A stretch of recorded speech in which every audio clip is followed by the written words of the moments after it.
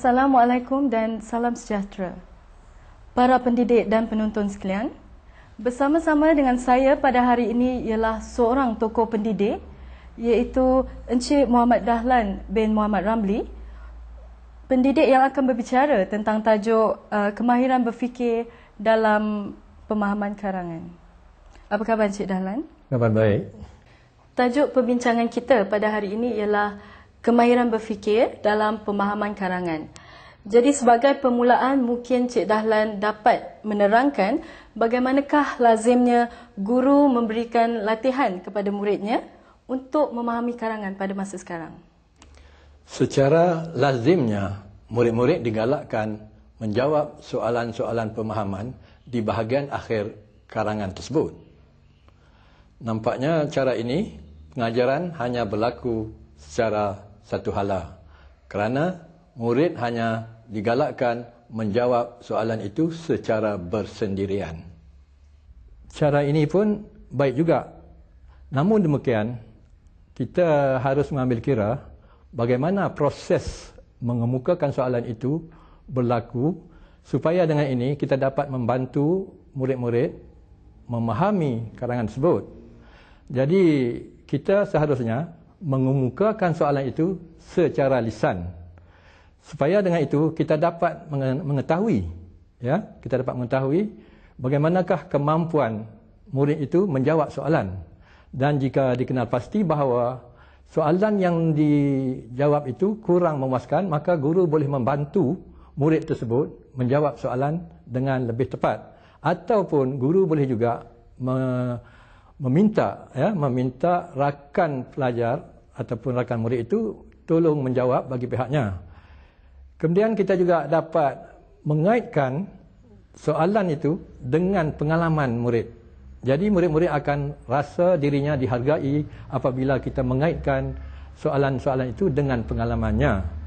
Jadi saya rasa secara mengemukakan soalan ini lebih berkesan, kerana kita dapat meninjau sejauh manakah kemampuannya dan juga kita dapat mengaitkan soalan itu dengan pengalaman murid. Kemudian soalan yang pelbagai aras ini juga adalah baik untuk meningkatkan pemahaman murid dari segi karangan yang sedang dibaca. Nampaknya salah satu cara untuk membantu murid memahami karangan ialah dengan mengemukakan soalan. Jadi apakah kaitannya soalan ini dengan kemahiran berfikir? Ya, sebelum saya menjawab soalan tersebut, elok kiranya saya memberikan definisi kemahiran berfikir itu dahulu. Kemahiran berfikir ialah kemampuan seseorang itu menggunakan mindanya untuk mencari makna dan memberikan idea. Kemudian seseorang yang menjawab soalan itu akan memberikan sebab dan mengapa jawapan itu dijawab demikian. Kemudian kemahiran berfikir juga terdiri daripada pelbagai aras, iaitu aras rendah dan aras tinggi. Jadi dalam soalan biasanya kita kemukakan berdasarkan aras-aras tertentu, termasuklah aras tinggi. Jadi kemahiran berfikir ini terdiri daripada pelbagai jenis kemahiran. Antaranya termasuklah membandingkan dan membezakan, membuat kategori, mengusul periksa andaian, membuat inference, membuat keputusan dan menyelesaikan masalah. Jadi itulah kaitannya dengan kemahiran berfikir. Tadi Encik Dahlan ada berkata bahawa soalan-soalan yang hendak dikemukakan itu perlulah terdiri daripada pelbagai aras. Jadi apakah jenis soalan itu? Jenis soalan ini ialah lingkaran soalan. Ini merupakan satu daripada alat berfikir yang dapat meningkatkan pemahaman murid terhadap karangan yang sedang dibaca. Dapatkah Encik Dahlan menerangkan apakah yang dimaksudkan dengan lingkaran soalan itu? Lingkaran soalan terdiri daripada beberapa skop atau aras, iaitu skop perkara. Apabila kita sebut perkara, bermakna perkara yang sedang dibaca ataupun dibincangkan oleh murid. Misalnya perkara itu terdiri daripada tajuk buluh dan kegunaannya. Maka soalan-soalan yang dikemukakan itu haruslah bertumpu kepada teks sekarang itu sendiri. Yang kedua ialah skop I, individu. Individu ni maknanya kita ingin tahu bagaimanakah pengalaman murid tentang tajuk yang dibicarakan tadi, iaitu tajuknya ialah buluh dan kegunaannya. Kemudian kita kemukakan soalan untuk mencungkil pengalaman murid tersebut.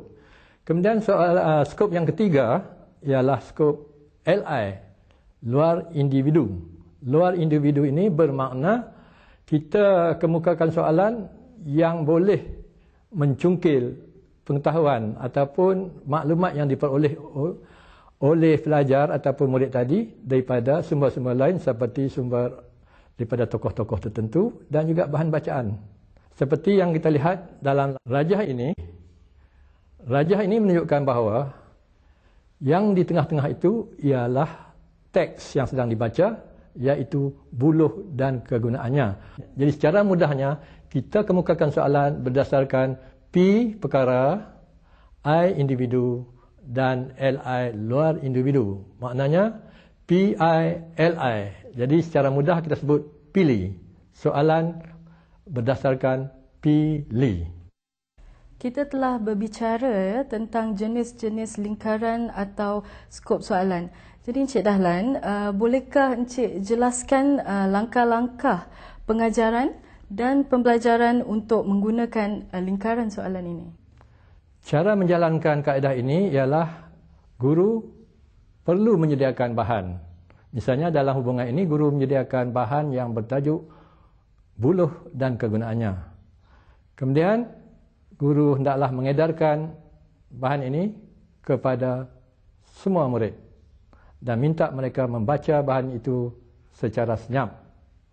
Kemudian guru bolehlah menyoal soalan lingkaran ini berdasarkan skop yang telah kita bincangkan tadi, iaitu kita kemukakan soalan berdasarkan P itu bermaksud perkara yang terdapat dalam teks. Soalan-soalan ini hanya berfokus kepada teks yang dibaca saja. Selepas itu kita kemukakan pula soalan untuk mencungkil pengalaman murid tentang buluh. Jadi ini dinamakan soalan untuk individu. Kalau tadi P, sekarang ialah I, individu.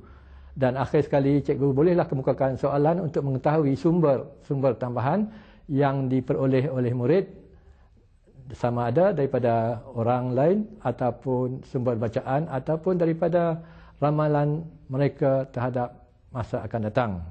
Jadi guru-guru bolehlah mengemukakan soalan ini mengikut urutan pusingan arah jam. Jika kita perhatikan rajah ini, ternyata soalan-soalan boleh dikemukakan berdasarkan kepada skop P atau perkara terlebih dahulu. Adakah ini betul, Encik Dahlan? Ya, begitulah. Berdasarkan lingkaran-lingkaran inilah, maka soalan-soalan itu dikemukakan kepada murid. Biasanya soalan-soalan yang hendak dikemukakan itu bertitik tolak daripada skop P atau perkara.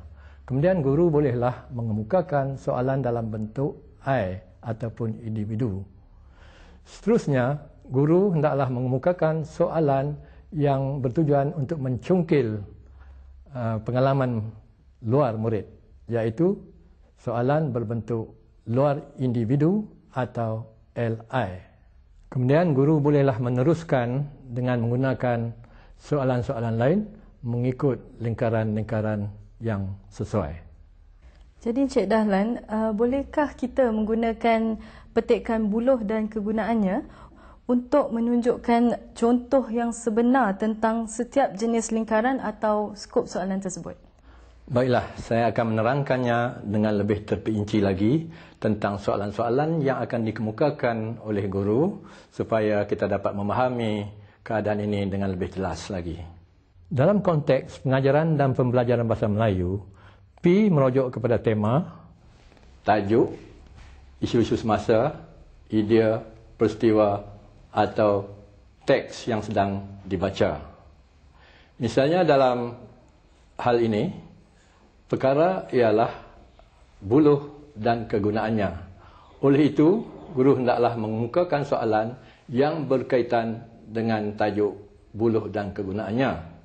Guru bolehlah menggunakan apa saja aras asalkan soalan itu berkisar kepada tajuk buluh dan kegunaannya.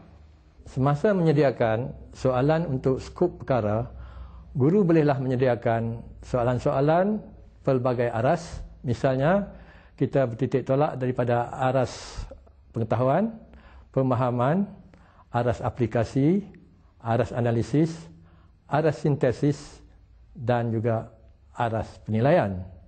Jadi guru bolehlah memilih mana-mana aras yang sesuai untuk mengetahui sejauh manakah murid mengingati perkara yang sedang dibaca itu.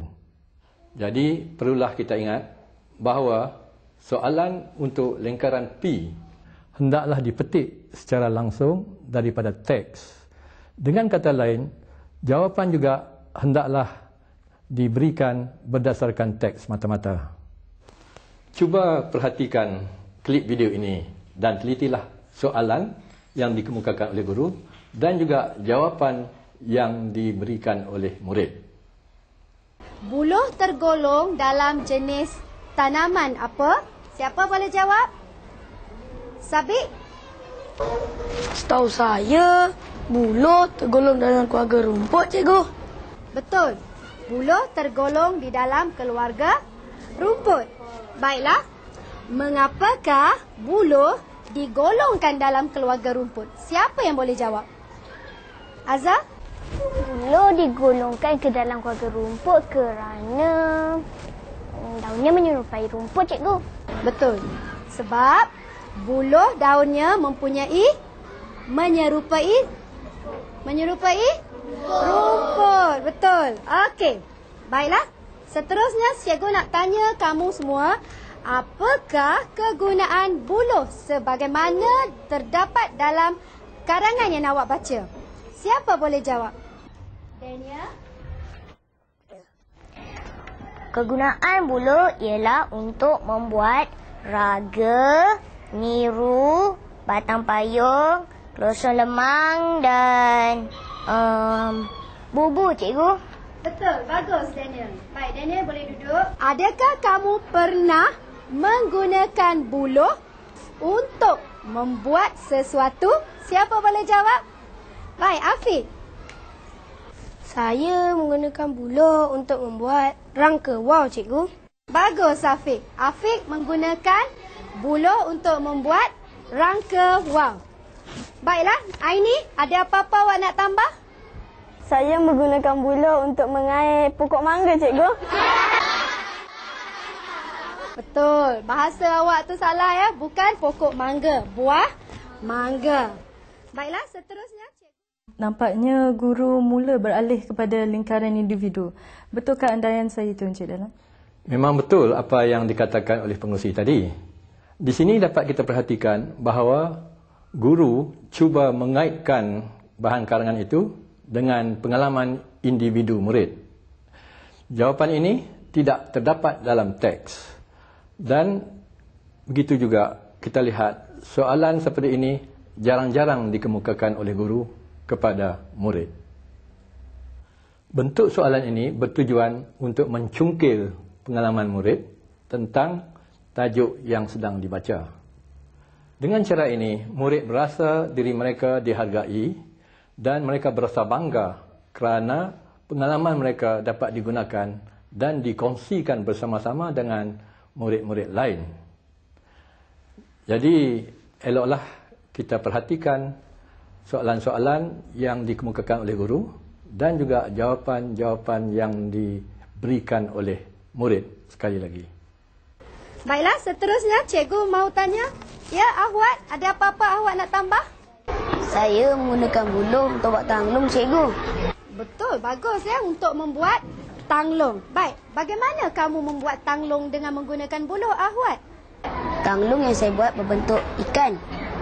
Mula-mula, saya membentukkan rangka seekor ikan dengan menggunakan buluh dan dawai.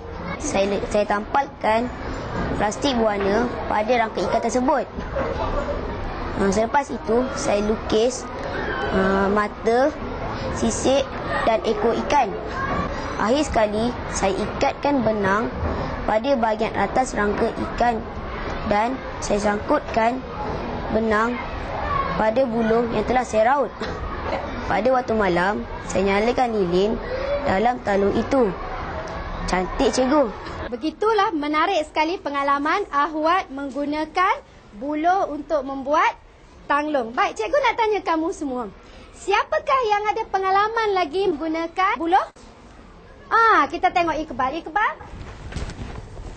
Saya menggunakan buluh untuk membuat pelita pada Hari Raya Haji dan Hari Raya Puasa, cikgu. Boleh Iqbal ceritakan bagaimana Iqbal membuat pelita dengan menggunakan buluh? Mula-mula saya mengambil 11 buluh.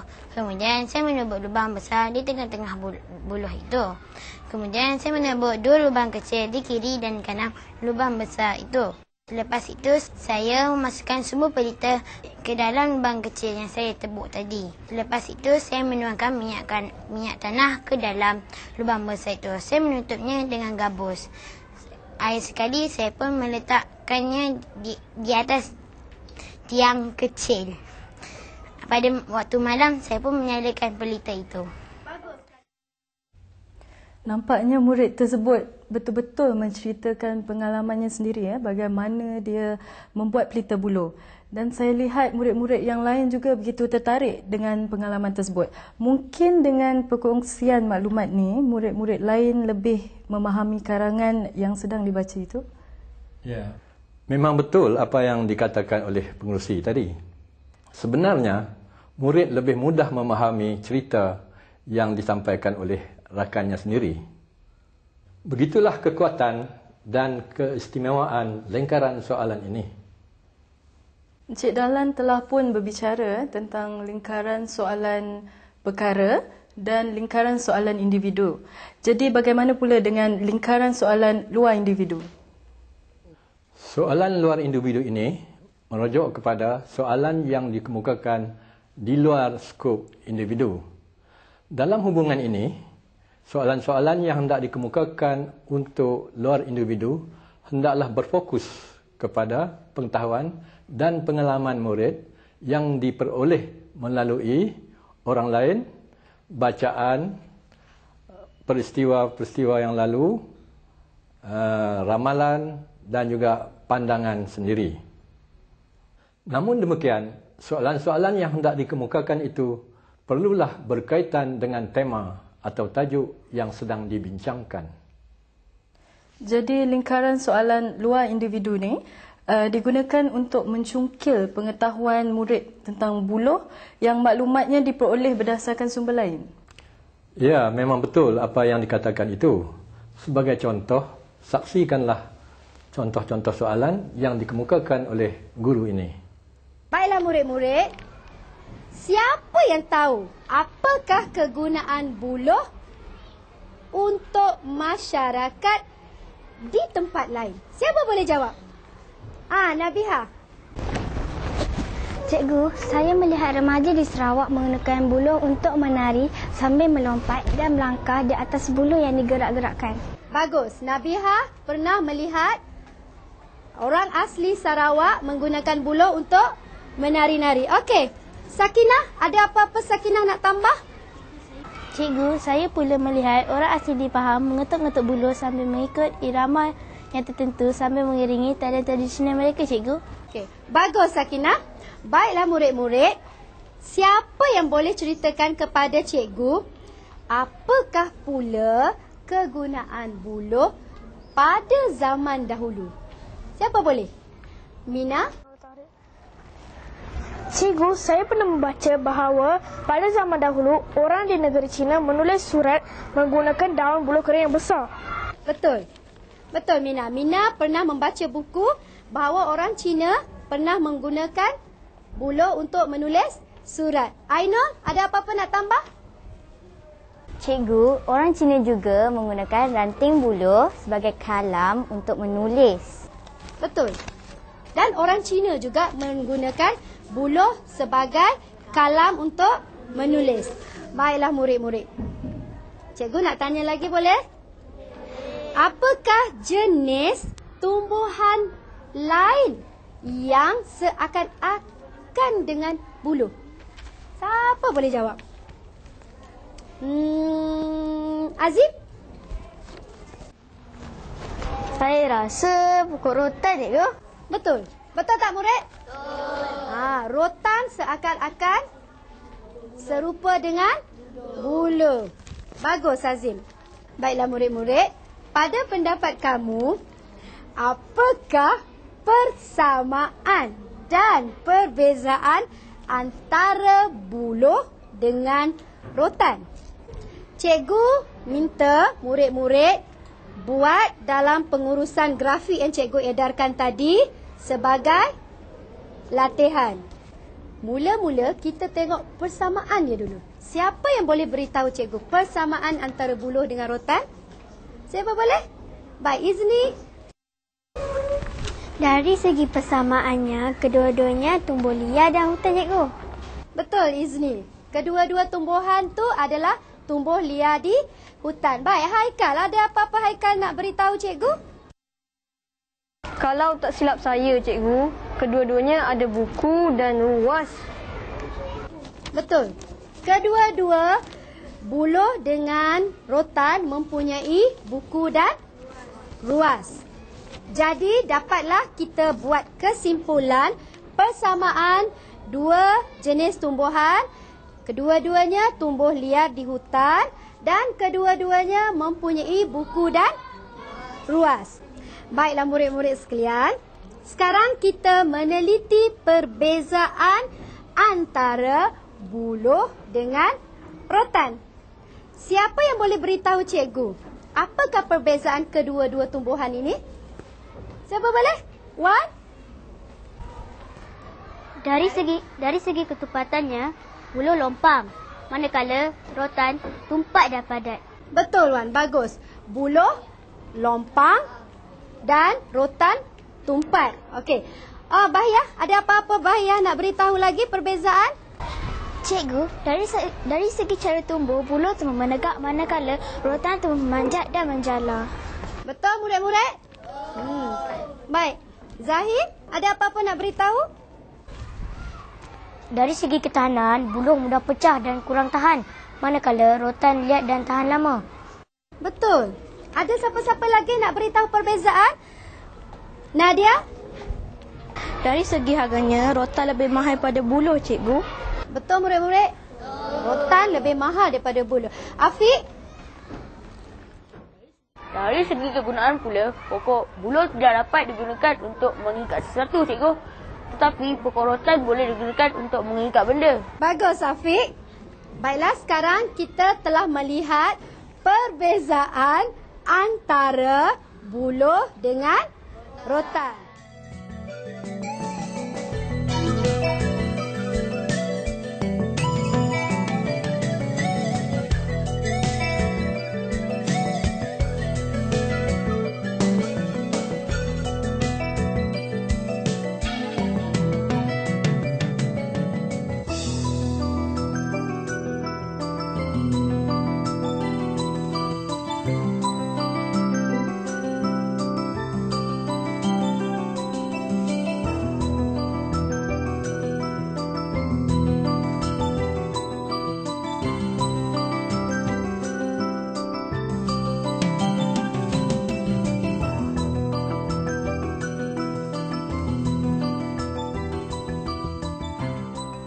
Nampaknya lingkaran soalan luar individu lebih mencabar dan menyebabkan murid berfikir secara lebih kritis.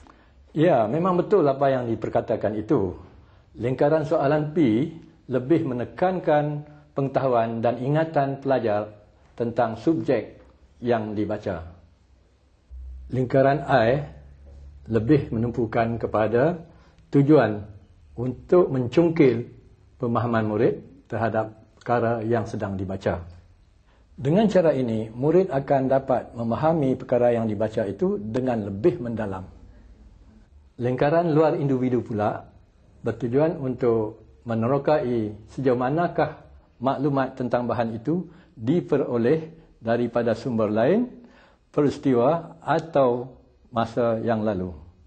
Dalam lingkaran soalan luar individu juga, dapat kita kemukakan soalan yang memerlukan murid memberikan pendapat dan juga pandangannya.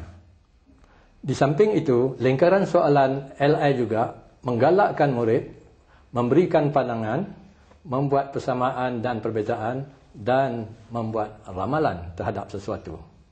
Contohnya, pada pendapat anda, apakah yang akan berlaku terhadap pokok-pokok buluh di hutan pada masa akan datang? Jika anda menjadi Menteri Pertanian, apakah usaha-usaha anda untuk mengekalkan pokok buluh supaya tidak pupus? Jadi pengerusi, di sini inginlah saya merumuskan bahawa ketiga-tiga lingkaran soalan tadi mempunyai tumpuan yang berbeza.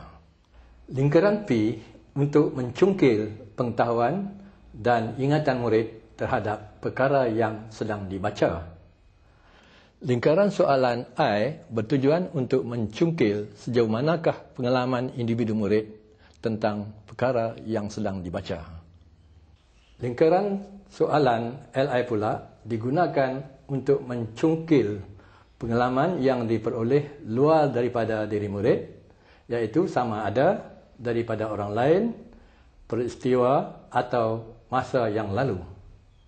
Di samping itu, lingkaran soalan ini juga menggalakkan murid untuk memberikan pandangannya, membuat perbandingan dan membuat ramalan terhadap perkara yang akan berlaku pada masa akan datang. Begitulah kekuatan dan keistimewaan lingkaran soalan ini. Begitulah para penonton sekalian, perbincangan kita pada hari ini. Semoga dengan menggunakan kemahiran berfikir yang memberikan tumpuan kepada lingkaran soalan, anak didik kita akan dapat memahami karangan yang dibaca dengan lebih berkesan. Dengan itu, saya juga ingin mengambil kesempatan ini untuk mengucapkan berbanyak-banyak terima kasih kepada tetamu kita, iaitu Encik Muhammad Dahlan bin Muhammad Ramli, kerana sudi berkongsi maklumat dengan kita pada hari ini. Sekian, terima kasih.